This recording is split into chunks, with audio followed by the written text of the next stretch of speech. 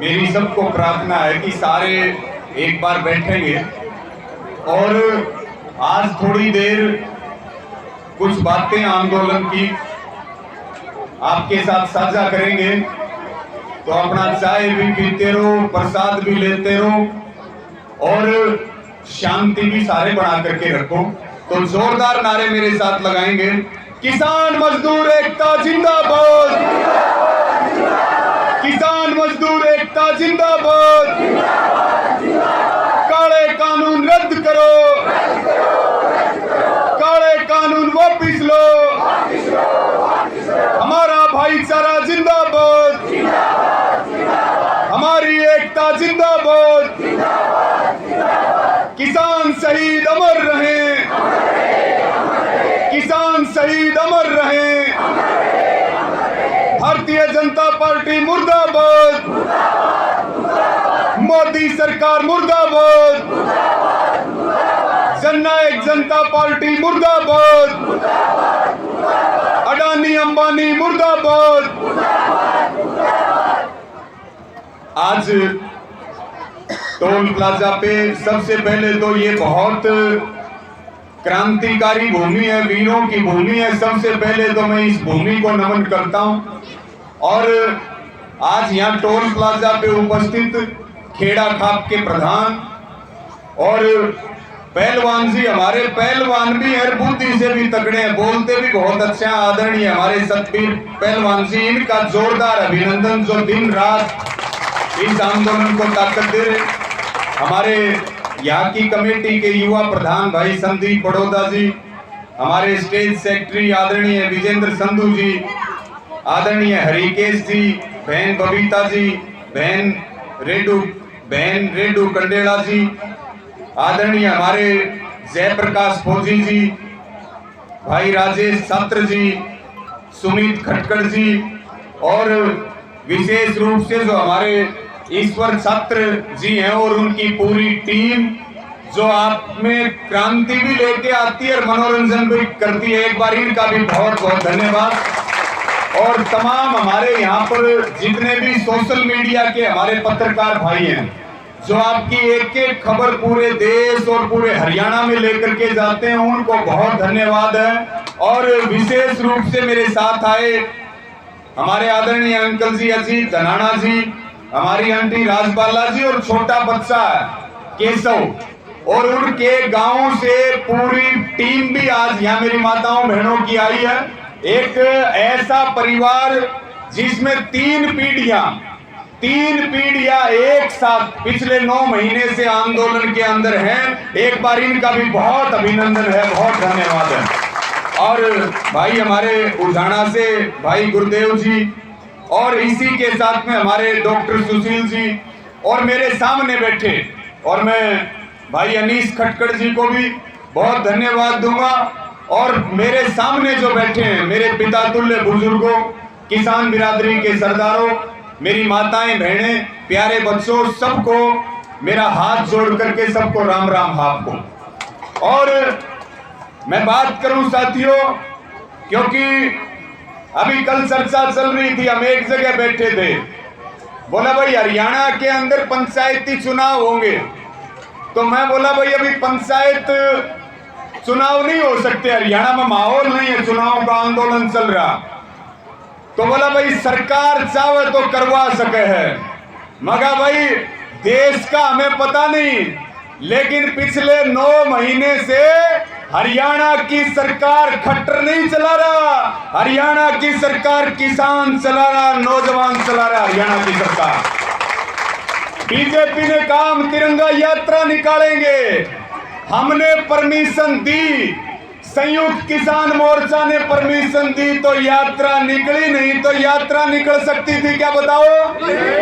तो सरकार कौन चला रहा? सरकार हम चला रहे हैं। इसलिए हम सरकारों को एक बात बार बार कहते हैं कि या तो ठीक से सरकार चला लो, या तो किसान की बात मान लो, नहीं तो तुम अपनी सरकारी सरकार चलाना और हम अपनी किसान सरकार चलाएंगे। सरकार के पैरेलल सरकार चलेगी और हमारी सरकार भाईचारा बनाती है। हमारी सरकार वोट और नोट की बात नहीं करती, इनकी सरकार तो जूत भी बजवावर वोट और नोट की बात भी करे। साथियों, आज आपके बीच में आए, मैं सबसे पहले धन्यवाद दूंगा।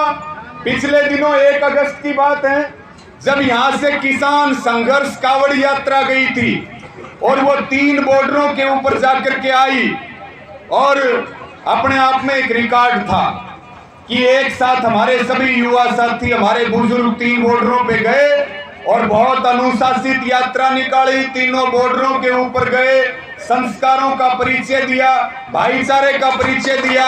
एक बार इन सारे जो यात्रा में जितने शामिल थे, एक बार जोरदार तालियां बजा दो भाई, इन सारे मेरे भाइयों के लिए और सारे किसानों के लिए। अभी बीजेपी ने तिरंगा यात्रा निकाली।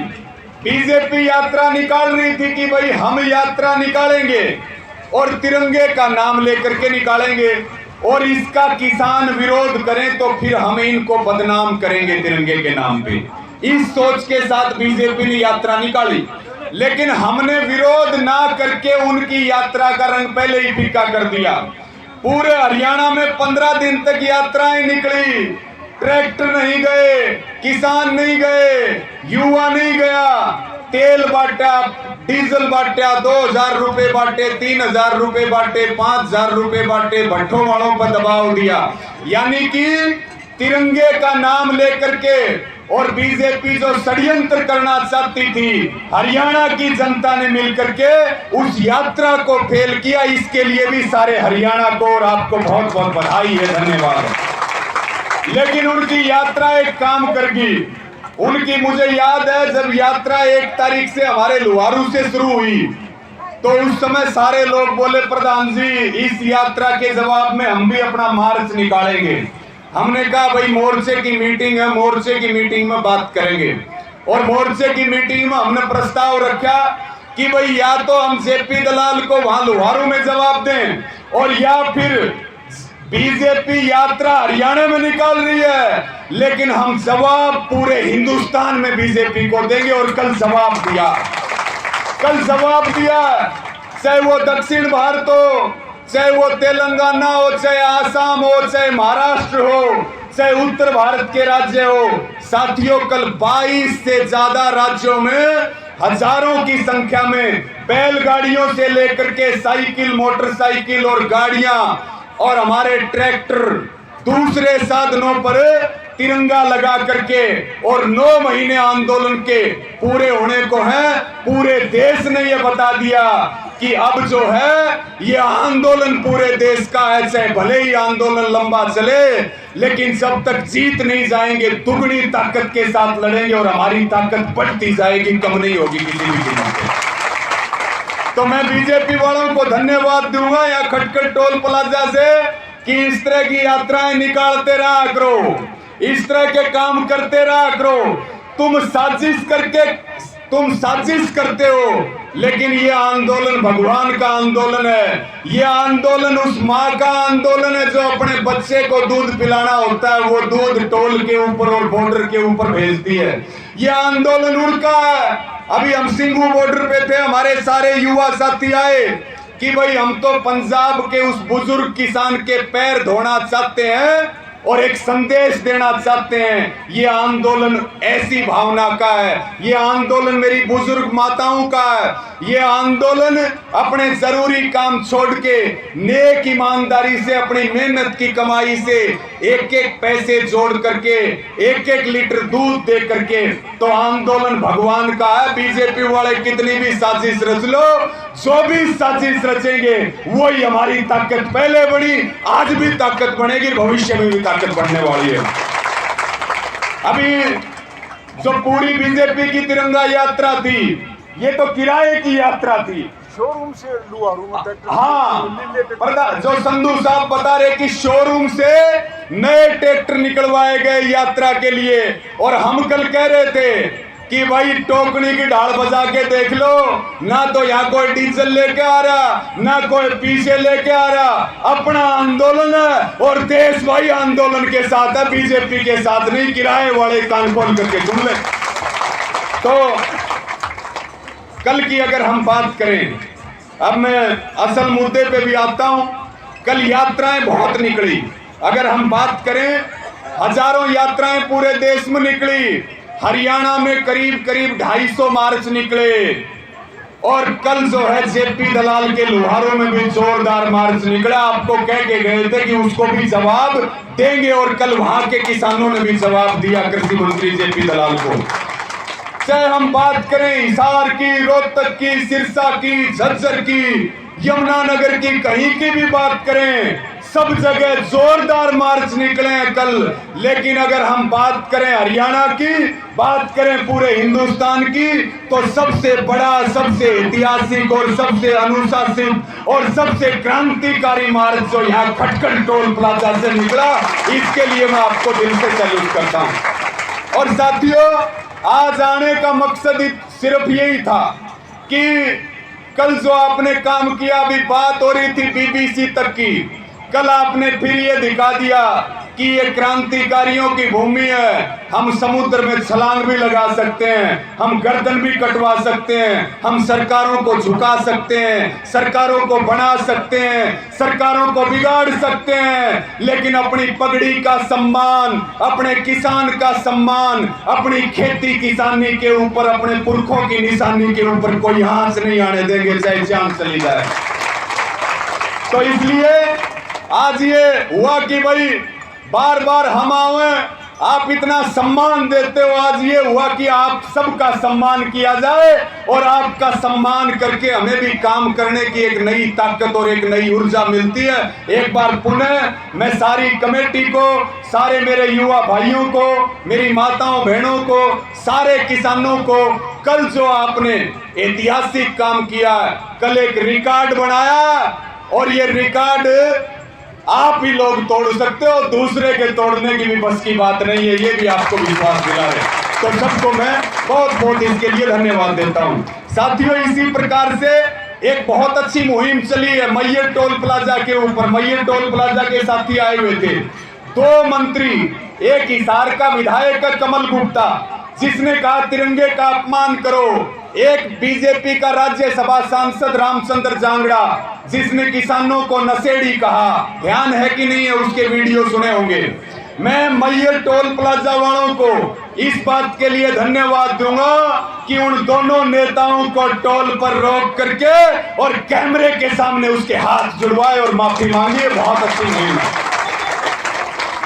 इसी के साथ में अभी मुझे सूचना मिली कि कल यहां से भी जाओगे और भी कई जगह से आएंगे। भारतीय किसान यूनियन के जो संस्थापक हैं चौधरी मांगेराम मलिक जी, जिन्होंने सबसे पहले भारतीय किसान यूनियन की नींव रखी, उनकी कल पुण्य तिथि है, उनको वहां श्रद्धांजलि अर्पित करेंगे।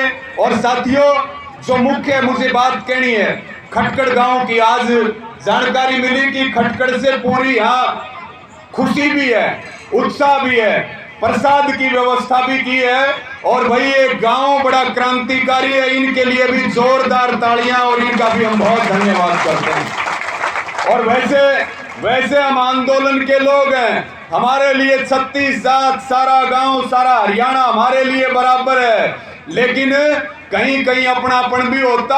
और ये मुझे गर्व है कि भाई मैं भी खटकड़ों का भांजा और मैंने भी खटकड़ की कोख से जन्म ले रखा। ये एक बहुत उत्साह पैदा करता है कि आप इतने क्रांतिकारी हैं। इसी के साथ में एक सवाल जो बार बार आपके मन में चल रहा कि आंदोलन, मैं अभी यहाँ आया तब कुछ बुजुर्ग पूछ रहे थे कि भाई आगे क्या होगा, कितना लंबा चलेगा। ये बात सबके मन में है कि नहीं है? इस बात का मैं आपको जरूर जवाब देना चाहता हूं। 2 बातें मैं अब आंदोलन के बारे में, आगे के बारे में आपके साथ साझा करूंगा, उसके बाद मैं अपनी वाणी को विराम दूंगा। और मेरी ईश्वर छात्र जी से भी, कमेटी से भी निवेदन है कि एक बढ़िया रागनी भी सारों ने हमने सुनाइयो जाने से पहले, हम निकला उससे पहले। तो साथियों, सबका ये सवाल है, सबका सवाल है कि आंदोलन लंबा चल रहा है, लेकिन लंबा हम चला रहे हैं या सरकार चला रही है? सरकार चला रही है। जब दिल्ली के लिए निकले थे, देखिए एक बात को ध्यान रखिए हमेशा, जब पंजाब से किसान चले, हरियाणा के किसान उनके साथ खड़े हुए, फिर पूरा देश जुड़ता गया। हम केवल 2 मुद्दों को लेकर के चले थे 3 काले कानूनों की वापसी, एमएसपी का कानून, वो एक अलग बात है कि आज ये आंदोलन जन आंदोलन बन गया, पूरे देश की उम्मीदों का आंदोलन बन गया। लेकिन अगर हम बात करें मुद्दों की, तो भाई उस दिन पहले दिन भी वही मुद्दे थे, आज भी वही मुद्दे हैं, इस आंदोलन के आगे भी वही मुद्दे रहेंगे। और ये आंदोलन जीते तो उसके बाद से कोई भी आंदोलन कर लेना, कोई भी फैसले कर लेना, वो सिरे चढ़ेंगे, वो पीछे, कोई किसी आंदोलन में हार नहीं हो सकती हमारी। साथियों, आपको ध्यान होगा, इस देश में सबसे पहले कर्मचारियों की मूवमेंट खत्म की गई, स्टूडेंट के आंदोलन खत्म किए गए, व्यापारियों के आंदोलन खत्म किए गए, दुकानदारों के आंदोलन खत्म किए गए। ये बात बहुत दुखी दिल से मैं आपको बताना चाहता हूं, हिंदुस्तान से आंदोलन खत्म हो रहे हैं, हिंदुस्तान का लोकतंत्र खतरे में है। केवल और केवल आंदोलन चला है, आंदोलन बचा है, बीजेपी के घुटने टिके हैं तो वो किसानों के सामने डटे हैं, किसानों के सामने टिके हैं। केवल किसानों ने लाश बचाई है आंदोलन की, पूरे देश की। आज पूरी दुनिया हमारी तरफ देख रही है कि दुनिया में आंदोलन कैसे चलेंगे। ये बात इस हिंदुस्तान के किसान आंदोलन से तय होगी, लेकिन आंदोलन लंबा चलेगा, आंदोलन शांति से भी लड़ना पड़ेगा, आंदोलन हो सकता है 2024 तक भी लड़ना पड़ जाए।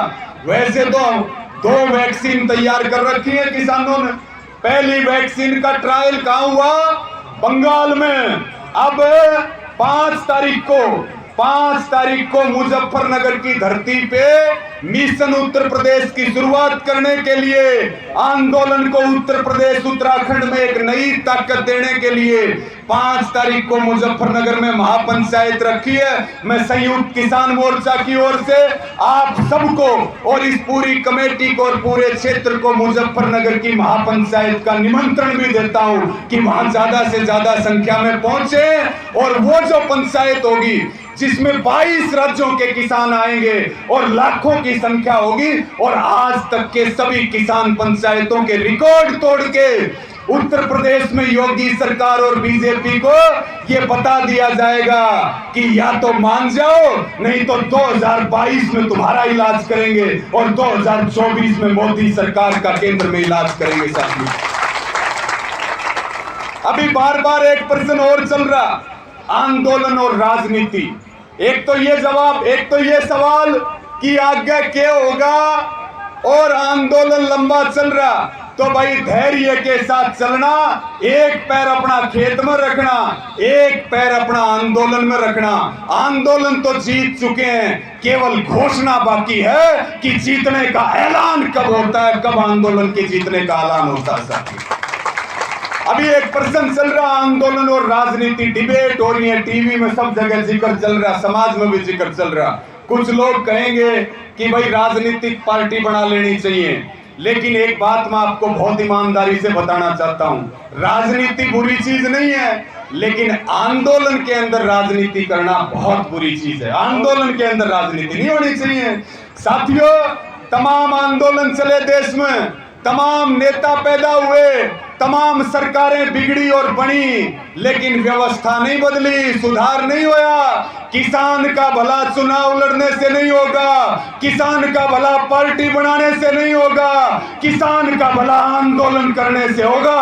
आंदोलन चलते रहेंगे, किसान के जीवन में खुशियां रहेंगी, समृद्धि रहेंगी। ये बात हमें विशेष रूप से मानने की जरूरत है। इसलिए हमारा ये क्लियर स्टैंड है कि हम ना राजनीतिक दल बनाने के लिए आए, ना चुनाव लड़ने वाले लोग हैं। हम पहले भी आंदोलन कर रहे थे, आज भी आंदोलन करेंगे और अंतिम सांस तक आंदोलन करते रहेंगे और सरकारों को सुधारने का काम करते रहेंगे। इसके अलावा दूसरा हमारा कोई लक्ष्य नहीं है।